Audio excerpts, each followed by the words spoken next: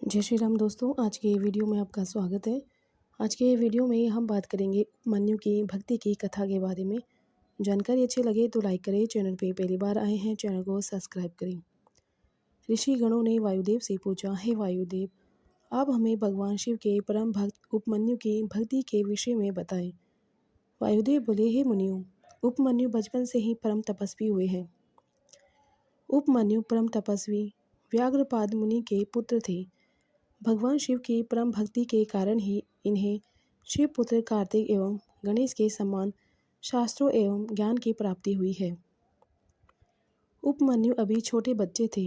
उनकी माँ उनके पीने के लिए दूध का प्रबंध नहीं कर पाती थी। एक दिन जब उपमन्यु दूध पीने के लिए हट करने लगे तो माँ ने भुने पीसे अनाज का आटा घोल कर दिया।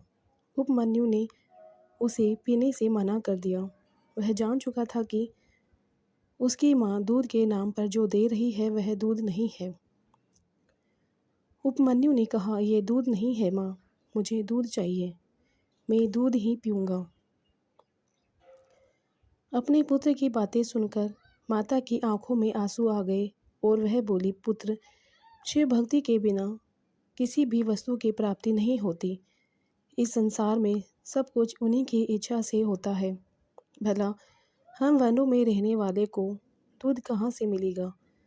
तुम रोना बंद करो, इससे मुझे दुख पहुँचता है।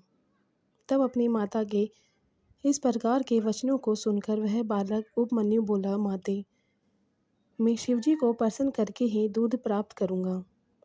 तब माता बोली, बेटा, भगवान शिव तो सर्वत्र विद्यमान है, वे ओम नमः शिवाय मंत्र द्वारा प्रसन्न होते हैं। माता ने समझाकर उपमन्यु को शांत कर दिया, परंतु बालक का जिज्ञासु मन शांत न हुआ। उसने अपने मन में शिवजी के दर्शन करने का निश्चय कर लिया था। उस रात जब वह अपनी माता के साथ सोया हुआ था, तभी उसकी आंखें खुली और उसे लगा जैसे शिवजी उसे बुला रहे हैं। वह रात को ही घर से निकल गया। बालक ओम नमः शिवाय का जाप करता हुआ वन में चला गया। उसे न तो वन में भटकने का भय था और न ही किसी हिंसक पशु द्वारा खा लिए जाने की चिंता थी। उसके मन में तो केवल उस समय सिर्फ और सिर्फ भगवान शिव के साक्षात्कार का ही संकल्प था। चलते चलते ही रास्ते में उसे एक शिवालय दिखाई दिया। बालक उपमन्यु ने शिवालय में प्रवेश किया और ओम नमः शिवाय का जाप करते हुए शिवजी की मूर्ति से लिपट गया। मूर्ति से लिपटकर वह रोता रहा। इस प्रकार 3 दिन बीत गए। बालक बेहोशी में भी मंत्र का जाप करता रहा। एक दिन उस पिशाच ने उस बालक को बेहोश देखा तो वह अपनी भूख शांत करने के लिए उसे उठा ले गया, परंतु शिव कृपा से एक सांप ने आकर पिशाच को डस लिया।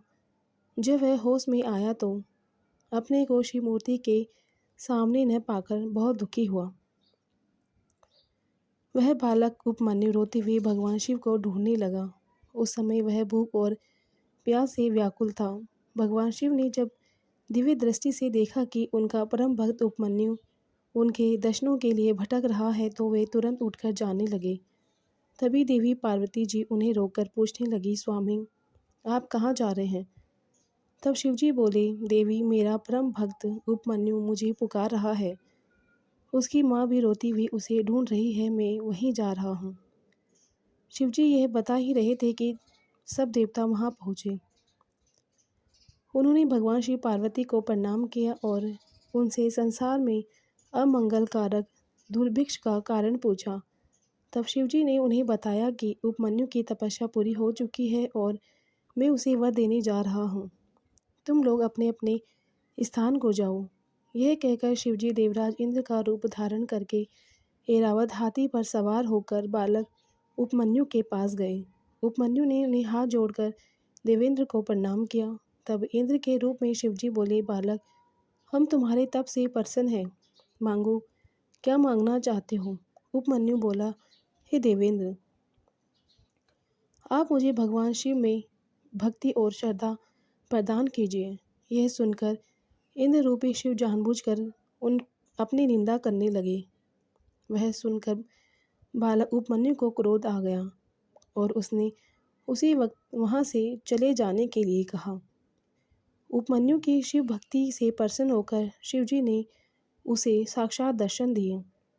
शिवजी को सामने पाकर उपमन्यु उनके चरणों में गिर पड़ा और उनकी स्तुति करने लगा।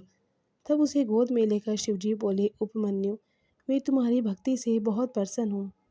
मेरी कृपा से तुम्हारे सभी कष्ट दूर हो जाएंगे, तुम्हारा परिवार धनी हो जाएगा तथा तुम्हें दूध, घी और शहद आदि वस्तुओं की कभी कोई कमी नहीं रहेगी। फिर शिव पार्वती ने उपमन्यु को अविनाशी ब्रह्म विद्या, रिद्धि सिद्धि प्रदान की और उन्हें पाशुपत व्रत का तत्व ज्ञान दिया और सदा यौवन संपन्न रहने का आशीर्वाद दिया। भगवान शिव के आशीर्वाद को पाकर उपमन्यु कृतार्थ हो गया और बोला, हे देवादिदेव महादेव, कल्याणकारी सर्वेश्वर, आप मुझे अपनी भक्ति का वर प्रदान करें। मेरी प्रीति आप में सदा बनी रहे। मैं संसार में आपकी भक्ति का प्रचार प्रसार करूं। शिवजी ने प्रसन्न होकर कहा, बालक, जैसा तुम चाहो वैसा ही होगा, तुम्हारी सभी कामनाएं पूर्ण होगी। यह कहकर शिव पार्वती वहाँ से अंत ध्यान हो गए और उपमन्यु प्रसन्नतापूर्वक घर लौट आया।